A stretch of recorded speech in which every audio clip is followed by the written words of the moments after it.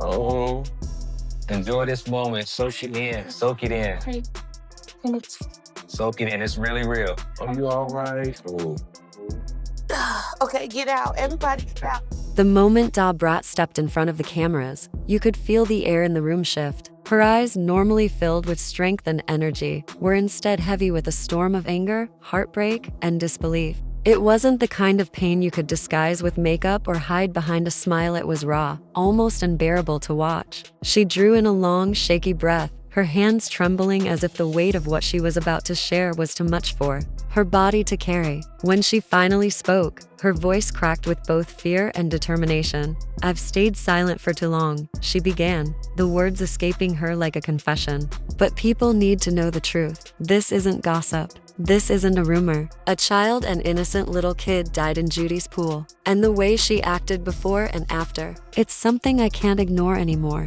The words hung in the air like thunder. You could hear a pin drop. Even the crew behind the cameras froze, their hands pausing mid-motion as if they too were stunned by the gravity of what she had just admitted. The audience collectively gasped, not because it was shocking that tragedies happen, but because of the way Brat spoke, like a woman who had been carrying this unbearable truth alone for far too long. She paused, her throat tightening, and collected herself before diving deeper into the details that no one could have prepared for. She described the tragedy in haunting detail, painting the picture of a day that began with joy and ended in devastation. There was laughter, the sound of a child's playful splashes, the warm sun casting light on what should have been an ordinary, happy afternoon. And then, in the blink of an eye, everything changed. What should have been just another summer day turned into the moment that would haunt her forever. The child, carefree and full of life, had been playing near the pool. No one expected danger, and yet danger arrived.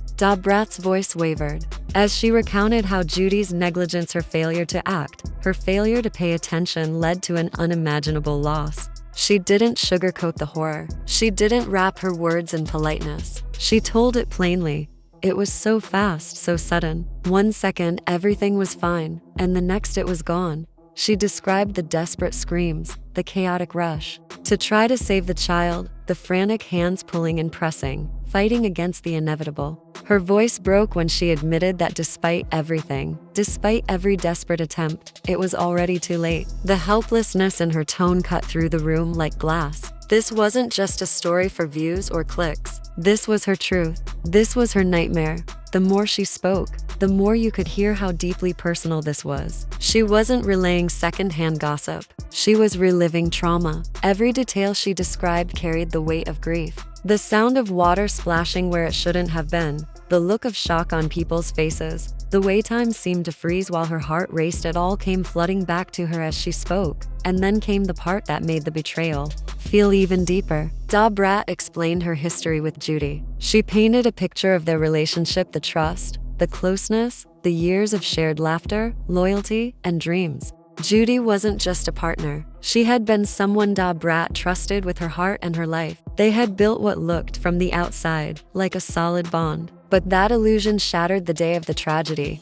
Brat revealed how the betrayal hit her like a sledgehammer. The woman she thought she knew, the woman she trusted to handle life with care and responsibility, had shown a side of herself that was reckless, careless, and ultimately deadly. "I loved her. I trusted her," Brat whispered, her voice quivering, tears blurring her eyes. And in one moment, all of that was destroyed. Her heartbreak was palpable, but so was her anger.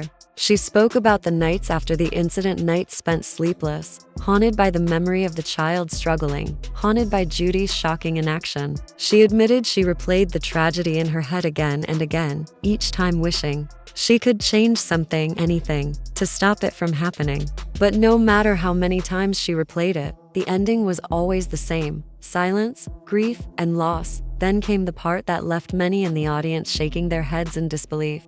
Brat turned her focus to Judy's behavior both before and after the tragedy. She didn't hold back. She explained how Judy had been warned about safety issues but brushed them off, how she laughed away small dangers as if they were nothing. And then, after the tragedy, instead of accountability, instead of remorse, Judy chose to cover things up, to downplay the reality of what happened. "I couldn't believe my eyes," Brat said sharply. "The way she acted after it made me question everything about who she really was." This wasn't just negligence. This was a mask falling off. The public had always seen Judy as a charming, controlled, responsible figure. But behind closed doors, Brat saw something else. Someone reckless. Someone careless with lives that weren't hers to gamble with. Brat's voice shook again as she opened up about her own internal struggle. She admitted she had spent countless hours questioning herself. Was she blind? Should she have seen the signs earlier? Could she have stopped this from happening? These weren't just questions, they were wounds. Wounds that cut deep into her confidence, her identity, her ability to trust herself. But what hurt the most was the betrayal. Betrayal doesn't just leave scars, it shakes your entire foundation. Brat confessed that she no longer knew who she could trust, or if she could ever fully trust anyone again. It wasn't just heartbreak. It was trauma. Trauma that carved itself into her soul. Trauma that would never completely fade. As her story unfolded, the ripple effects became clearer. This wasn't just about her and Judy. The tragedy sparked legal investigations. Authorities got involved, examining every detail of what happened that day. The media swarmed, eager to dissect every revelation and blast it across every platform. Neighbors whispered, fans speculated, and strangers online built their own narratives. What had once been private heartbreak became public property, and Brat was forced to live her grief under a microscope. She admitted the pressure was unbearable at times. Questions came from every direction: family, friends, fans, everyone wanted answers. Everyone wanted her to explain how something so devastating could happen. And yet, even under that weight, she stood firm. She decided early on that she would not hide. She would tell the truth, no matter how painful it was to relive. Silence, she said, was no longer an option. At one point, she looked directly into the camera, her voice steady and resolute. "I didn't do this for revenge. I didn't do this for attention. I did this because someone has to. Someone has to speak the truth, no matter how ugly it is. Someone has to stand up for that child who can't speak for themselves." Her words weren't just personal, they were universal. They were a call to action, a reminder that accountability matters, that negligence has consequences, and that silence in the face of wrongdoing only allows more harm. She pleaded with viewers to take child safety seriously, to never ignore warning signs, and to recognize how fragile life can be when placed in the wrong hands. Toward the end, her tone softened, shifting from fury to resilience. She admitted that healing was slow, uneven, and far from complete. Some days the grief consumed her. Some nights she lay awake, drowning in memories. But she also shared how she was learning to survive it.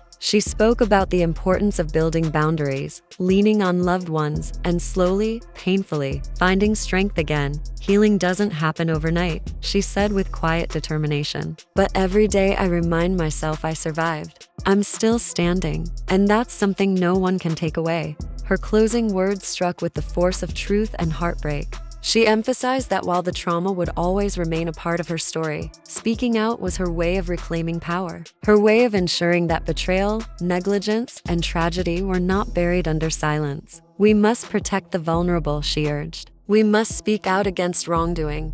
And we must never let betrayal go unanswered, because sometimes betrayal doesn't just break hearts, it takes lives." When the video ended, her final words lingered, heavy in the minds of everyone who heard them. It wasn't just a story. It was a wound laid bare, a plea for accountability, and a reminder that even in the darkest moments, courage can still rise.